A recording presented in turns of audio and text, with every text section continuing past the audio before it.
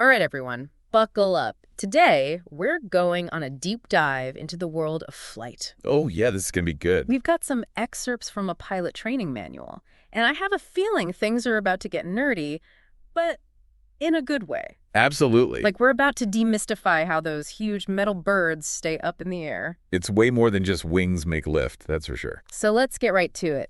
The manual kicks off talking about air, the stuff we breathe. Right. But it turns out air is actually considered a fluid. Did you know that? That's right. Air is definitely a fluid. Mm-hmm. And just like any fluid, it has something called viscosity.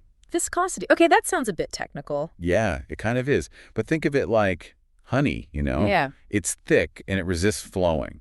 Okay, so honey has high viscosity. Right, exactly. Now, water, on the other hand, it has low viscosity, so it flows really easily. And air is somewhere in between.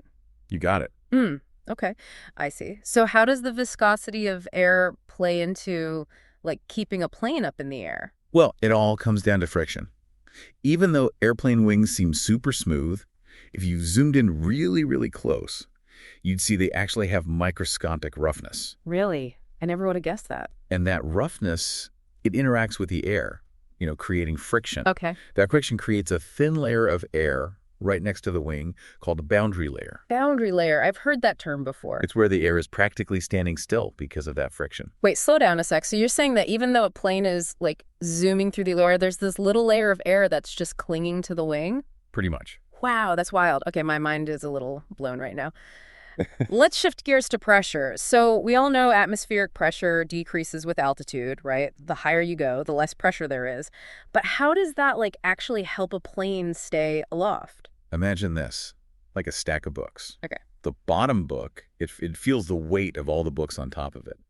Air is kind of similar. At sea level, you have a whole lot of atmosphere pushing down on you. Makes sense. But as you go higher, there's less air above you, so there's less pressure. So less pressure pushing down on the plane at higher altitudes. Interesting. Does that mean it's easier for a plane to take off in Denver, since it's a mile high? Well, it's not quite that simple. Pilots use something called density altitude to really figure out how the plane will perform. Density altitude. Yeah, it takes into account not just the elevation, but also the temperature and the humidity. Hold on, humidity. So, is it more dangerous for planes to fly on a muggy day or something? No, not necessarily. Pilots know that on a hot, humid day, their plane will feel like it's at a higher altitude than it really is. They adjust things like their takeoff speed and power settings to make sure everything is safe. Gotcha, so they're kind of tricking the plane. In a way, yeah. Mm. It's all about understanding how air density affects how the plane performs. Think of it like this. A cold, dry air mass is like a thick soup. It gives the wings a lot to bite into, creating more lift. Okay, that makes sense. But a warm, moist air mass, it's more like a thin broth. Not as much for those wings to work with. I'm starting to get the picture here, but what about the shape of the wing? I've always been told that's what creates lift. Well, the shape is super important, yeah. But to really, truly get lift, we need to dive into Newton's 3 laws of motion. Oh, boy. High school physics flashback. Exactly. But trust me, it's not as complicated as it sounds. All right, I'm all ears. Remind me, how do those laws apply to flight? So Newton's laws, Mm-hmm. they're kind of the bedrock of, well, everything in physics. Right, including flight. Exactly. The first law, it's all about inertia. Like an object at rest, it wants to stay at rest. And an object in motion, it wants to stay in motion? Yeah, at the same speed and in the same direction, unless some kind of force acts on it. So to get a plane moving, you need thrust from those powerful engines to overcome that inertia. Exactly. It's got to break free from that state of rest. Makes sense. What about the second law? How does that play into all this? The second law, it tells us that force equals mass times acceleration. Okay, so the heavier the plane. The more force you need to get it moving and accelerating. Which explains why those jumbo jets have such massive engines. Right. They need a ton of power to get those behemoths off the ground. All right, I'm with you so far. Now, the third law, this is where lift comes in, right? You got it. The third law is all about action and reaction. When a plane's wings push air downwards. The air pushes back with an equal force in the opposite direction, lifting the plane. Bingo. But, it's not just about pushing air down. The shape of the wing is super important in how effectively it does that. Right, we were talking about that earlier. Now, there's another principle at play here, something called Bernoulli's principle. Bernoulli, okay, I'm ready for my brain to melt a little. All right. Well, Bernoulli's principle, It basically says that as the speed of a fluid, like air, increases, its pressure decreases. So faster air means lower pressure. Yep. Now, picture a typical airplane wing. It's curved on the top and kind of flatter underneath, right? Yeah, that's the classic wing shape I always see. Well, because of that shape, the air flowing over the top of the wing, it has to travel a longer distance than the air underneath to meet up at the back edge. Oh, I see. So the air on top has to speed up to cover that extra distance. Exactly. And remember, faster air means lower pressure.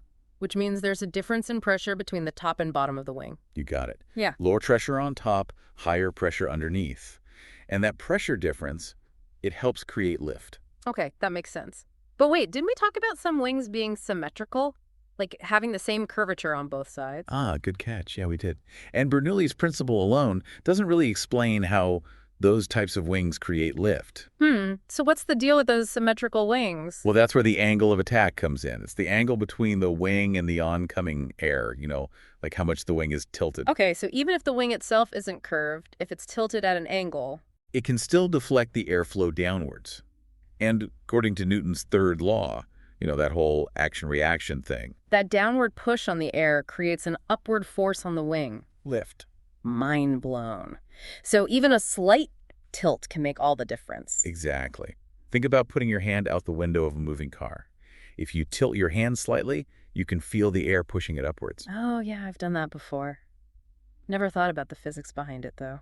It's the same principle with those symmetrical airfoils. Pilots actually use this all the time, especially during takeoff and landing. How so? Well, they increase the angle of attack to get more lift at slower speeds, which is kind of crucial when you're, taking off or landing. Makes sense. But there's got to be a limit to how much you can tilt the wing, right? Absolutely. If you tilt it too much, you increase something called drag, which is basically the resistance the plane feels as it moves through the air. Oh, right, drag. That's the force working against the plane. And too much drag makes the plane way less efficient. Like, it needs a lot more power just to stay in the air. So it's a delicate balance, right? Totally. Finding the sweet spot between lift and drag is key. And that's where the design of the wing comes in. Right, we were about to dive into that. The manual mentioned all these terms like leading edge and trailing edge. Yeah, those are the key parts of an airfoil, which is basically any surface that's designed to interact with the air and, well, produce a reaction. In this case, lift. So the leading edge is the front of the wing, right? The part that cuts through the air first, yep, and the trailing edge is the back, where the air that went over the top and the air that went under the bottom, they meet up again. Okay, got it. Now, what about that camber thing? I remember that from the manual, too. Camber, that's all about the curvature of the wing, like how much it's curved on the top and bottom. A wing with more camber, a more pronounced curve, it's going to generate more lift, especially at lower speeds. So, like, a small plane that needs to fly slowly would have a more cambered wing than, say, a fighter jet. Exactly. Fighter jets are designed for super high speeds, where a thinner, less cambered wing is a lot more efficient. It's like those different sails on a sailboat, right? Different shapes for different conditions. Perfect analogy. Yeah. And, just like a sailboat needs a rudder to steer, an airplane relies on its tail for stability. The tail, I always thought that was just kind of there. Oh, the tail is super important. It's like a mini wing, but at the back of the plane. Okay, I'm intrigued. What does it actually do? Well, it's got two main parts. The horizontal stabilizer, which helps keep the plane from pitching up or down all crazy-like. So it's like keeping the plane level? Yep. And then there's the vertical fin, which is kind of like the rudder on a boat. It helps the plane from swinging side to side, keeping it going straight. Wow, I never realized how much the tail does. It's like the unsung hero of flight. It totally is. But, even with a perfectly designed tail, things don't always go smoothly up there. Yeah, you're talking about turbulence, right? Those sudden bumps that make you grab your armrest a little tighter. Haha, yep. Turbulence. It's basically any disturbance in the airflow. Could be caused by weather, like thunderstorms or jet streams, or even the wake from other planes. So it's like rough patches in the air. Exactly. And while it can be a little unnerving, turbulence is rarely dangerous. Planes are built to handle it. Phew, that's good to know. But it can definitely make your stomach do a flip-flop. Speaking of things that make flying a bit, less smooth, what about drag? Drag. The force that's always trying to slow us down. It's the resistance a plane faces as it moves through the air. And I'm guessing engineers are always trying to reduce drag as much as possible, right? Oh, absolutely. It's a constant battle. Yeah. And one of the best weapons in that battle is a smooth surface. Makes sense. Less friction, less drag. Right. Even tiny imperfections can create turbulence and increase drag. That's why they spend so much time polishing and smoothing those planes during manufacturing. But it goes beyond just smoothness. The whole shape of the plane matters too. So that's why modern planes all have that sleek, streamlined look. It's not just for aesthetics. Nope. It's all about aerodynamics, minimizing the disruption of airflow. That's why you see those graceful curves, those tapered fuselages, those smooth transitions between parts. It's like the plane is designed to slip through the air as efficiently as possible. You got it. And it's not just about minimizing drag in general. It's also about understanding the different types of drag. Wait, hold on. Different types? I thought drag was just drag. So there's parasitic drag, which comes from the friction between the air and the plane's surface. That one increases with speed and surface area. Okay, so the faster you go and the bigger the surface area. The more parasitic drag you have. Got it. What's the other kind? The other kind is called induced drag. And this one's kind of interesting. It's actually a byproduct of lift. Wait a minute, so creating lift actually creates more drag. I know, right? Sounds counterintuitive. But remember those swirling vortices that form at the wingtips? Yeah, we talked about those earlier. Well, they create a downwash behind the wing. And that downwash, it contributes to drag. So induced drag is like the price you pay for getting that lift. Pretty much. But of course, clever engineers have found ways to minimize it. Like those winglets on the wingtips, right? Exactly. They help disrupt those vortices, reducing the drag. And designing wings with a higher aspect ratio, the ratio of wingspan to chord length, that helps too. So it's all about finding the right balance, maximizing lift while minimizing drag. Absolutely. That's the key to efficient flight. And it's amazing what those engineers have been able to achieve. I'm telling you, this deep dive has been mind-blowing. I feel like I could design my own plane now. Almost. Well, you've definitely learned a lot about the principles of flight. But we've only scratched the surface. Now we need to talk about how all these principles translate into the actual experience of flying. Like what it actually feels like to be up in the air. All right, welcome back to the show. I'm still kind of geeking out over here, All these forces, all this design, it all works together to get those huge metal birds up in the air. Amazing. I know, right? It's a real testament to, human ingenuity. But we've only just scratched the surface, really. Now it's time to talk about how all these principles we've discussed, how they actually translate into the experience of flying. Yeah, like what's going on from the moment that plane starts rolling down the runway to, soaring through the clouds. Exactly. Let's break it down step by step, the different phases of flight and how those aerodynamic concepts come into play. We'll start with takeoff, of course. It's going to be one of the most exciting and crucial parts of any flight. For sure. So much anticipation, all that energy building up as the plane starts moving faster and faster. But what's actually happening, aerodynamically speaking? It all boils down to, the four fundamental forces of flight. Thrust, drag, lift, and weight. Those guys. Right. We've talked about those. So as the plane picks up speed down the runway, the engines are roaring, generating all that thrust, pushing it forward. Okay. But at the same time, you've got drag, that force that's trying to hold it back, like a constant battle. A tug of war. Exactly. And as the plane accelerates, the airflow over the wings, it increases, generating lift. Okay, so the faster it goes. The more lift it gets. Yeah. But initially, drag is actually winning that battle. Really? Yeah, in those first few moments, But as the plane picks up more and more speed, the lift finally overcomes the drag. and boom, you're off the ground. That moment when the wheels leave the runway, I swear my heart skips a beat every time. But okay, the plane's up in the air. How does it stay there? I mean, how does it maintain level flight? That's where the pilot's skill comes in, combined with those clever control surfaces on the plane, those movable parts on the wings and the tail. Okay, refresh my memory on those control surfaces. So you've got the ailerons, those are on the wings. They control the roll, like tilting the plane left or right. Right. Then you've got the rudder that's on the vertical fin of the tail. It controls yaw, which is the side-to-side movement of the nose, like steering a boat. Got it, the rudder. And then what about the Elevator. Yeah, the elevator, that controls the pitch, right? Up and down. You got it. So the pilot, they're constantly making tiny adjustments with all these controls, keeping the plane balanced and, flying in the direction they want it to go. It's like they're constantly fine-tuning everything. Pretty much. Yeah. It's a delicate dance, really.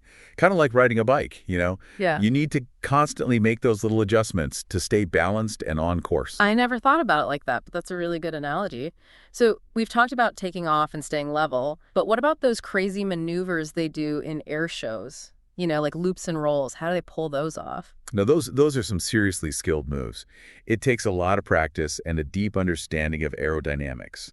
It's all about, well, manipulating the plane's energy, its momentum and stuff. Okay, break it down for me. Okay, so let's take a loop, for instance, that classic maneuver. The pilot, they enter the loop with a good amount of speed and altitude. As the plane climbs, they pull back on the control stick, gradually increasing that angle of attack. Right, the angle of attack. We talked about that.